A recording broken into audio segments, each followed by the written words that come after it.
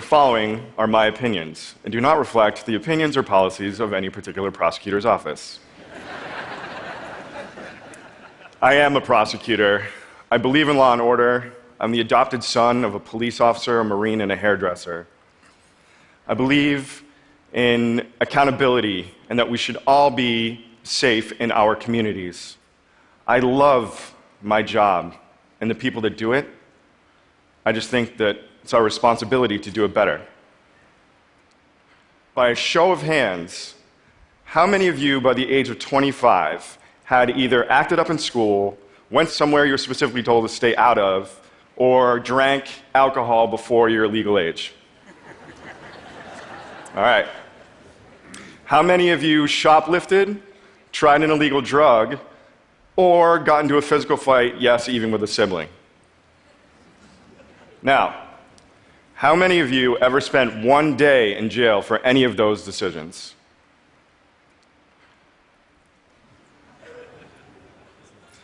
How many of you sitting here today think that you are a danger to society or should be defined by those actions of youthful indiscretion? Point taken.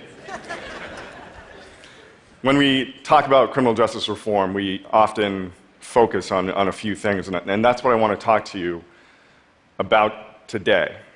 But first, since you shared with me, I'm going to give you a confession on my part. I went to law school to make money. I had no interest in being a public servant. I had no interest in the criminal law, and I definitely didn't think that I would ever be a prosecutor. Near the end of my first year of law school, I got an internship in the Roxbury Division of the Boston Municipal Court. I knew of Roxbury as an impoverished neighborhood in Boston plagued by gun violence and drug crime.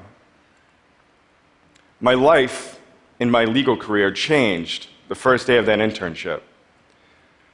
I walked into a courtroom and I saw an auditorium of people who one by one would approach the front of that courtroom to say two words and two words only, not guilty. They were predominantly black and brown. And then a judge, a defense attorney, and a prosecutor would make life-altering decisions about that person without their input. They were predominantly white. As each person, one by one, approached the front of that courtroom, I couldn't stop but think, how did they get here? I wanted to know their stories.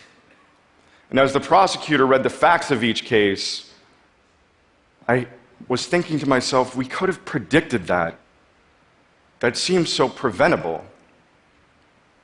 Not because I was an expert in criminal law, but because it was common sense.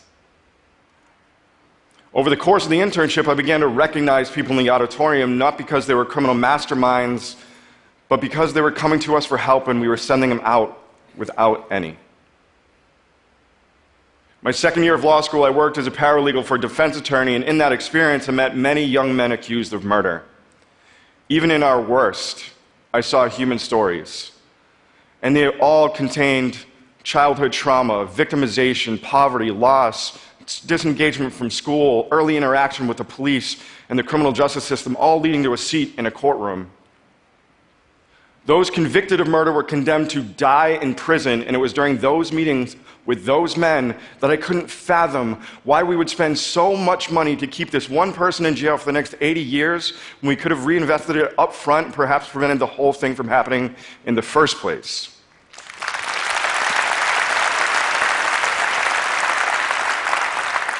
My third year of law school, I defended people accused of small street crimes, mostly mentally ill, mostly homeless, mostly drug addicted, all in need of help. They would come to us, and we would send them away without that help.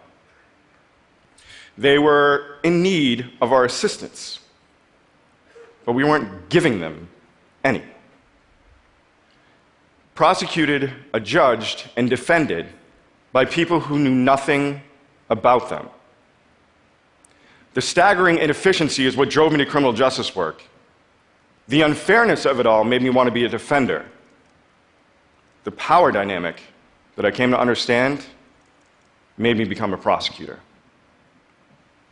I don't want to spend a lot of time talking about the problem. We know that the criminal justice system needs reform. We know that there are 2.3 million people in American jails and prisons, making us the most incarcerated nation on the planet.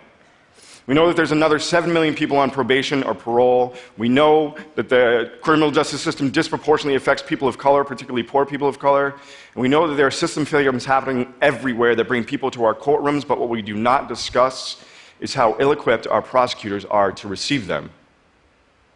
When we talk about criminal justice reform, we as a society focus on three things. We complain, we tweet, we protest about the police, about sentencing laws, and about prison. We rarely, if ever, talk about the prosecutor. In the fall of 2009, a young man was arrested by the Boston Police Department. He was 18 years old, he was African American, and he was a senior at a local public school. He had his sights set on college, but his part-time, minimum wage job wasn't providing the financial opportunity he needed to enroll in school. In a series of bad decisions, he stole 30 laptops from the store and sold them on the internet. This led to his arrest and a criminal complaint of 30 felony charges. The potential jail time he faced is what stressed Christopher out the most, but what he had little understanding of was the impact a criminal record would have on his future. I was standing in arraignments that day when Christopher's case came across my desk, and at the risk of sounding dramatic in that moment, I had Christopher's life in my hands. I was 29 years old, a brand new prosecutor, and I had little appreciation for the decisions that I would make would impact Christopher's life. Christopher's case was a serious one and needed to be dealt with as such, but I didn't think that branding him a felon for the rest of his life was the right answer. For the most part, prosecutors step onto their job with little appreciation of the impact of our decisions, regardless of our intent. Despite our broad discretion, we learn to avoid risk at all costs, rendering our discretion basically useless.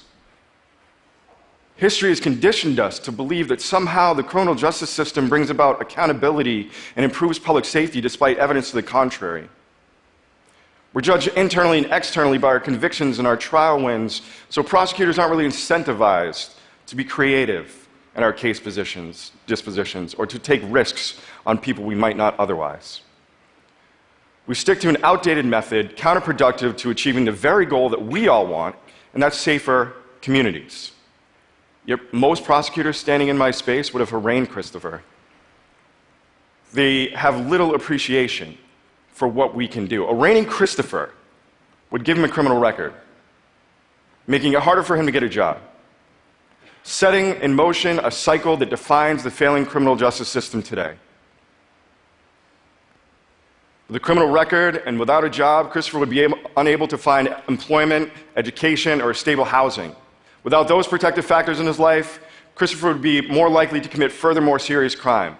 The more contact Christopher had with the criminal justice system, the more likely it would be that he would return again and again and again, all at tremendous social cost to his children, to his family, and to his peers. And ladies and gentlemen, it is a terrible public safety outcome for the rest of us. When I came out of law school, I did the same thing as everybody else. I came out as a prosecutor, expected to do justice, but I never learned what justice was in my classes. None of us do. None of us do. And yet, prosecutors are the most powerful actors in the criminal justice system. Our power is virtually boundless. In most cases, not the judge, not the police, not the legislature, not the mayor, not the governor, not the president can tell us how to prosecute our cases. The decision to arraign Christopher and give him a criminal record was exclusively mine. I would choose whether to prosecute him for 30 felonies, for 1 felony, for a misdemeanor, or at all.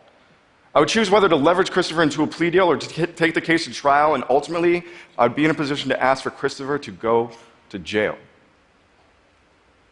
These are decisions that prosecutors make every day, unfettered, and we are unaware and untrained of the grave consequences of those decisions.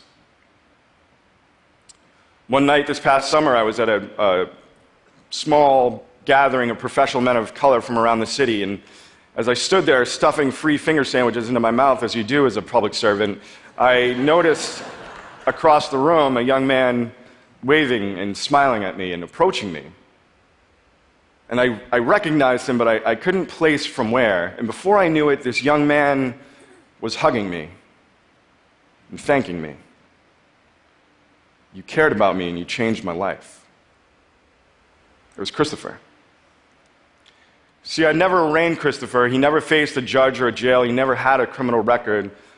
Instead, I worked with Christopher, first on being accountable for his actions, and then putting him in a position where he wouldn't reoffend. We recovered 75% of the computers that he sold and gave them back to Best Buy and came up with a financial plan to repay for the computers we couldn't recover. Christopher did community service. He wrote an essay reflecting on how this case could impact his future and that of the community. He applied to college, he obtained financial aid, and he went on to graduate from a 4-year school. After we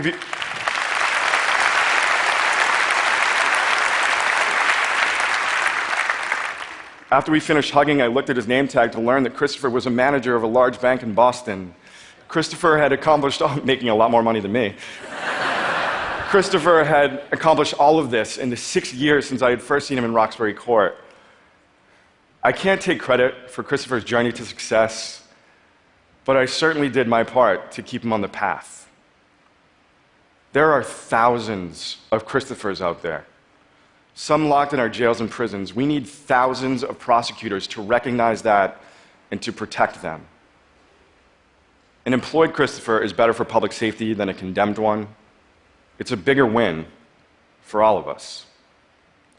In retrospect, the decision not to throw the book at Christopher makes perfect sense. When I saw him that first day in Roxbury Court, I didn't see a criminal standing there. I saw myself, a young person in need of intervention. As an individual caught selling a large quantity of drugs in my late teens, I knew firsthand the power of opportunity as opposed to the wrath of the criminal justice system. Along the way, with the help of and guidance of my district attorney, my supervisor, and judges, I learned the power of the prosecutor to change lives instead of ruining them. And that's how we do it in Boston. We helped a woman who was arrested for stealing groceries to feed her kids get a job. Instead of putting an abused teenager in adult jail for punching another teenager, we secured mental health treatment and community supervision. A runaway girl who was arrested for prostituting to survive on the streets needed a safe place to live and grow, something we could help her with. I even helped a young man who was so afraid of the older gang kids showing up after school that one morning, instead of a lunchbox into his backpack, he put a loaded 9mm. We would spend our time that we would normally take prepping our cases for months and months for trial down the road by coming up with real solutions to the problems as they presented. Which is the better way to spend our time?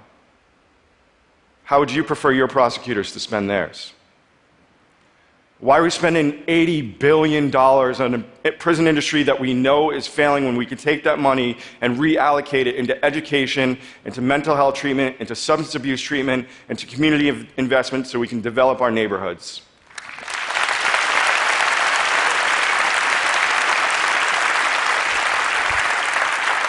So why should this matter to you? Well, one, we're spending a lot of money. Our money. It costs $109,000 in some states to lock up a teenager for a year with a 60% chance that that person will return to the very same system. That is a terrible return on investment.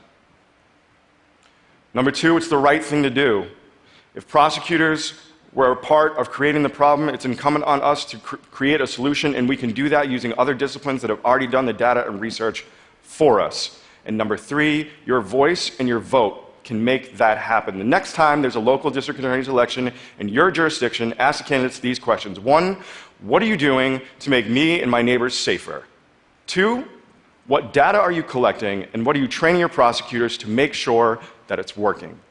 And number three, if it's not working for everybody, what are you doing to fix it? If they can't answer the questions, they shouldn't be doing the job.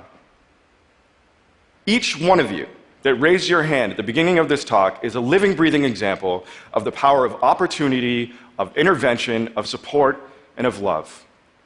While each of you may have faced your own brand of discipline for whatever malfeasances you committed, barely any of you needed a day in jail to make you the people that you are today, some of the greatest minds on the planet. Every day, thousands of times a day, prosecutors around the United States wield power so great that it can bring about catastrophe as quickly as it can bring about opportunity, intervention, support, and yes, even love. Those qualities are the hallmarks of a strong community, and a strong community is a safe one. If our communities are broken, don't let the lawyers that you elect fix them with outdated, inefficient, expensive methods. Demand more. Vote for the prosecutor that is helping people stay out of jail, not putting them in. Demand better. You deserve it. Your children deserve it. The people who are tied up in the system deserve it. But most of all, the people that we are sworn to protect and do justice for demand it. We must do better. Thank you.